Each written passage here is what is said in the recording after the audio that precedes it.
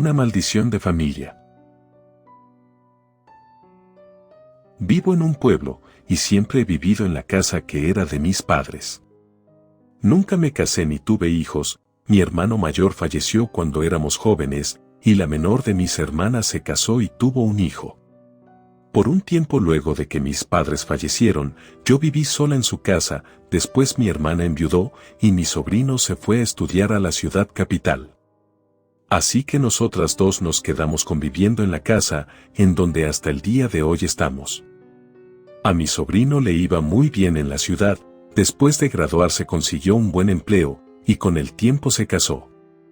Todo parecía ir bien, sin embargo, hace unos años, mi hermana y yo empezamos a notar que estaba teniendo algunos problemas con su esposa.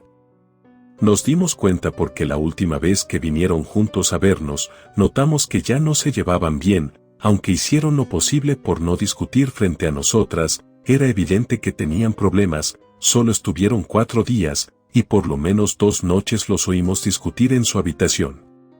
Unos meses luego de esto, mi sobrino nos contó que había decidido divorciarse, aunque no nos dio detalles de los motivos que los habían llevado a esta decisión. Más o menos un año después inició la pandemia, igual que para todos, fueron momentos de incertidumbre, mi hermana siempre le estaba recordando a mi sobrino que se cuidara. Entonces él empezó a llamarla cada vez menos seguido, decía que por la emergencia de salud tenía más trabajo de lo normal, aunque para mí no tenía mucha lógica, ya que él trabaja en el sector financiero, pero decidí no comentarle mis dudas a mi hermana, pues ya tenía suficiente con todo lo que estaba pasando. Unos meses después recibimos su llamada diciéndonos que quería mudarse con nosotras, mi hermana le preguntó si le dejarían hacer el trabajo desde la casa, fue cuando nos dijo que se había quedado sin empleo. Un mes después hizo la mudanza, llevaba algunos muebles que había comprado a lo largo de los años, fue cuando nos confesó que en realidad se había quedado sin trabajo desde hacía más de 6 meses, no dijo nada antes para no preocuparnos, pero no logró que lo contrataran en otro lugar, y después con todo lo del virus la situación había empeorado. Tuvo que vender su auto para pagar deudas, estaba prácticamente en la ruina, y aún le quedaba un préstamo por pagar en el banco. Yo no me explicaba cómo todo esto había pasado sin que nosotras lo supiéramos, no es que yo fuera entrometida en la vida de mi sobrino, pero es para mí lo más parecido a un hijo. Las noches que siguieron a su llegada a la casa, empecé a tener unos sueños particulares, eran recuerdos, soñaba con mi padre, con mi abuelo e incluso con mi hermano, pero hubo uno en particular que me causó mucha curiosidad. Estaba jugando en la calle, me veía como cuando era niña y estaba allí con mi hermano, de pronto a lo lejos me parecía ver a mi abuelo, como no alcancé a conocerlo en vida lo reconocí porque en la casa aún conservábamos unos retratos que habían sido pintados a mano cuando mis abuelos eran jóvenes. El caso es que en ese sueño yo decidí seguir a mi abuelo, caminaba detrás de él, de repente la calle se transformaba, estábamos en medio del monte, a lo lejos se veía una cueva y mi abuelo entraba ahí. Entonces escuchaba un grito y sentía que alguien me arrastraba por el suelo, justo en ese momento me desperté y no pude volver a dormir. Intenté recordar si había visto antes ese lugar, entonces me acordé de una historia que mi madre me había contado sobre el abuelo y en ese momento todo tuvo sentido para mí. Lo que estaba pasando con mi sobrino era a causa de una maldición de la familia, o eso era lo que yo pensaba. Estuve el resto de la noche meditando en si debía o no contarle a mi sobrino, pero no sabía cómo hacerlo sin que me tomara por loca. Pasaron un par de días hasta que fue él quien acudió a mí, me dijo que no entendía por qué le estaban pasando todas esas cosas, sentía que era algo más que solo mala suerte, así que decidí contarle la historia que muchos años atrás mi madre me había. A las afueras del pueblo había una zona rural con algunas cuevas y nacimientos de agua. Hacía muchos años, antes de que yo naciera, cuando mi mamá era una niña, la gente que vivía en la zona tenía una leyenda, que contaba que una de esas cuevas le pertenecía al diablo, incluso algunos afirmaban que era una de las puertas del infierno. El caso es que en el pueblo se empezó a extender el rumor de que el diablo le concedía favores a los hombres que iban a buscarlo a su cueva, y en esa época mis abuelos estaban pasando por un mal momento económico, ya tenían un hijo, y vivían en una habitación que les había alquilado el jefe del rancho donde ellos trabajaban. Así que cuando mi abuelo escuchó los rumores decidió probar su suerte, fue todas las noches durante 3 semanas esperando hacer un trato que le permitiera salir adelante, pero el diablo nunca apareció. Con el tiempo su frustración creció, así que empezó a beber cada vez con más frecuencia, ya no iba todas las noches a la cueva, pero a veces cuando estaba muy ebrio, caminaba hasta ese lugar e incluso en varias ocasiones la abuela tuvo que ir a buscarlo en la mañana porque se quedaba dormido en la entrada de la cueva. El tiempo transcurrió, hasta que una noche cuando la abuela ya estaba embarazada por segunda vez, el abuelo llegó como loco a despertarla. Traía un costal sucio entre las manos, lo abrió y le enseñó el contenido a la abuela, eran joyas y piezas de oro. Le dijo que había ido una vez más a la cueva del diablo y en medio de su borrachera había empezado a lanzar insultos, a maldecir no solo su suerte, sino al mismo demonio, se adentró unos pasos más de lo normal y entonces se tropezó con algo. Al caer se dio cuenta de que había sido con ese costal. Lo primero que pensó la abuela era que el abuelo había robado eso de algún lugar, pero ante la insistencia de su esposo, decidió darle un voto de confianza. Con el tesoro que había encontrado, el abuelo compró un terreno y construyó la casa donde vivimos hasta el día de hoy. Según me contó mi madre, cuando ella era pequeña, todos vivían muy bien, eran felices. Pero un día el abuelo volvió a beber, parecía desdichado, duraba días y hasta semanas sin volver a la casa, dicen que perdió el resto de las joyas apostando. Pero lo más extraño era que una noche había llegado a despertarlos a todos, les dijo que debían empacar sus cosas, que el diablo iba por ellos, no paraba de pedirles perdón y decirles que todo era su culpa, que él había tomado algo que no le pertenecía, que había robado al diablo y ahora iban a estar todos malditos. Mi madre dice que después de eso hubo otras noches iguales, hasta que un día el abuelo se fue y ya no lo volvieron a ver. Para mí aún había algo peor que esa historia, pues cuando mi madre me la contó no le di mucha importancia, a pesar de que ella decía que su hermano estaba loco a causa de eso. En ese momento yo no lo creía, pues yo sabía que los médicos decían que el problema mental de mi tío había sido causado por unas fuertes fiebres que le habían dado cuando era un bebé. Sin embargo, mi mentalidad cambió cuando mi hermano falleció. Fue cuando yo tenía 15 años, mi hermano estaba por cumplir 21, era un joven muy inteligente, con esa edad ya había iniciado un negocio de venta de autos que en solo unos meses había empezado a dar mucho dinero, pero unas semanas antes de su cumpleaños, enfermó, le salieron unas marcas en la piel, como ampollas, siempre tenía náuseas y mucha fiebre, era tan alta que empezó a delirar, decía que veía al diablo y que se lo quería llevar. Aunque lo llevamos al hospital no pudieron hacer nada para salvarlo, los médicos nunca pudieron explicarnos bien la causa de su muerte, y como mi madre se había vuelto una mujer muy tradicional, no permitió que le realizaran una autopsia médica. Durante el funeral, nos enteramos de que el negocio de mi hermano había sido saqueado durante la noche, no quedaba nada y no estaba asegurado, entonces recuerdo que mi madre me dijo que todo era a causa de la maldición. Cuando acabé de contarle la historia de estos acontecimientos a mi sobrino, él se quedó un momento en silencio, pensativo, aunque llegué a dudar si me creería, al fin me dijo que en medio de todo, esa podía ser una explicación lógica para lo que le había pasado. No entendí por qué usó la palabra lógica, hasta que me confesó que había algunos sucesos de los que no nos había hablado. Desde su divorcio había estado muy deprimido, sin embargo, había empezado a sentir que no siempre estaba solo, a veces oía una tenue respiración cuando se encontraba en su habitación, pero lo peor era que oía una voz en su cabeza, alguien o algo que le daba consejos sobre su vida y su trabajo. Él sentía que por culpa de esa voz había perdido su empleo. Incluso llegó a ver un psicólogo, pero nada había logrado que dejara de oír a esta presencia. Luego de contarme esto me dijo que él iba a hacer todo lo posible por acabar con la maldición, me pidió que por ahora no le contara nada a su mamá, pues no quería preocuparla más de lo que ya estaba por su situación actual. Yo intenté disuadirlo, pero por su insistencia accedía a darle unos días para que hablara con mi hermana. Los días siguientes no pude evitar ver a mi sobrino con otros ojos. De repente notaba cosas que antes no, como que siempre que debía tomar una decisión, hacía largas pausas. Pensaba con demasiado detenimiento incluso las decisiones más insignificantes. Lo peor es que con los días su comportamiento continuó empeorando. Una noche me desperté al oír un ruido en la sala, me levanté y vi que mi hermana también había salido de su habitación. Encendimos la luz de la sala y vimos que uno de los sillones de madera que teníamos ahí estaba volcado en el suelo. Seguramente ese fue el ruido que nos despertó, pero detrás del sillón estaba mi sobrino de pie y viendo hacia la pared. Mi hermana le habló, pero él no contestó, ni se movió, como si no la hubiera escuchado. Nos acercamos despacio, pues nos parecía una actitud bastante extraña. Entonces noté que estaba susurrando algo, pero no podía entender qué era.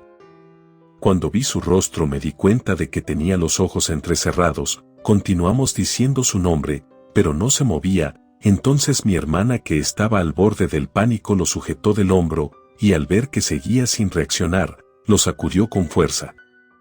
En ese momento él se sobresaltó, dio un paso hacia atrás y cayó al suelo. Se veía muy asustado. Intentamos tranquilizarlo y le ayudamos a que se sentara en el sofá que estaba cerca. Le dimos agua y le preguntamos qué estaba haciendo. Él nos dijo que no sabía, que se había acostado en su habitación como todas las noches, pero había tenido un sueño particular. Decía que estaba frente a la casa, en la calle había unos niños jugando, y de pronto un hombre pasaba frente a él. No pudo explicarnos por qué, pero decidió seguir al hombre.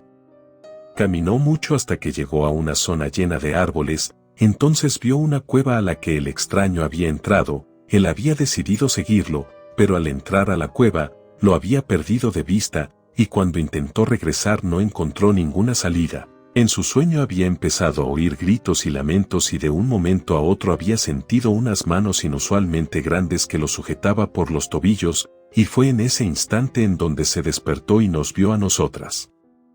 Le contamos que lo habíamos encontrado en una actitud extraña. En ese momento lo presioné para que le contara a su madre sobre la conversación que habíamos tenido. Ella estaba más molesta conmigo que con él, porque pensaba que al contarle la historia familiar lo había influenciado o se había impresionado tanto que ahora tenía esos sueños que le causaban episodios de sonambulismo, pero él le insistió y le dijo que estaba seguro de que algo no estaba bien. Entonces, después de hablar casi hasta la madrugada sobre cómo resolver la situación, decidimos que lo primero que debíamos hacer era solicitar la ayuda del cura del pueblo. Después de todo, mi sobrino ya había intentado con psicólogos y no había podido solucionar su problema. Al día siguiente fuimos los tres hasta la parroquia para explicar el caso. Tardaron mucho en atendernos, pero al fin entramos al despacho parroquial y le contamos al sacerdote. Después de contarle todo el caso, primero nos dio un sermón, que en realidad era para el abuelo de mi madre, quien a fin de cuentas era quien había buscado al demonio. Luego nos dijo que debía investigar el caso a fondo. Nos contó que no era la única vez que alguien de esa población decía estar en una situación similar. Sus antecesores contaban historias sobre las cuevas de esa región, pero en realidad una gran parte de esas historias nunca habían podido probarse. También dijo que lo complicado del caso era que debían averiguar si mi sobrino estaba bajo un tipo de posesión o una influencia, pero como él no era experto en el tema, iba a consultar a alguien más para explicarnos qué hacer. Nos fuimos de la parroquia. No habíamos encontrado la ayuda que esperábamos recibir. Debíamos tener paciencia y esperar a que el sacerdote nos contactara de nuevo. Los días siguientes pasaron muy lentamente. Mi sobrino seguía teniendo pesadillas. A veces escuchábamos sonidos extraños durante la noche, aunque no volvimos a encontrarlo igual que la vez pasada. Al fin, casi 2 semanas después de la visita a la iglesia, se comunicó la secretaria del despacho. Pidió que en esta ocasión solo fuera mi sobrino, así que tuvimos que esperar a que regresara para que nos contara qué le había dicho el cura. Estuvo casi toda la tarde ahí. y cuando volvió no nos dio mucha información. Dijo que le había hecho un par de preguntas sobre su vida y sobre lo que veía, luego había realizado una oración y le dijo que debía sustentar su caso a la arquidiócesis para que enviaran un experto. Le dio un libro de oraciones y dijo que debíamos tener mucha paciencia, pues por lo general la respuesta para casos como este tardaban mucho. Mi sobrino estaba tan desesperado que dijo que la iglesia no le servía para nada, que lo mejor era buscar otro tipo de ayuda.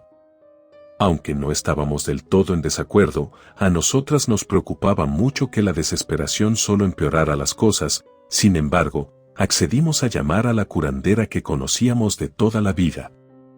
El problema fue que cuando le contamos a la curandera sobre el caso, ella dijo que no tenía los conocimientos requeridos para el asunto, pero conocía a una persona que podía ayudarnos.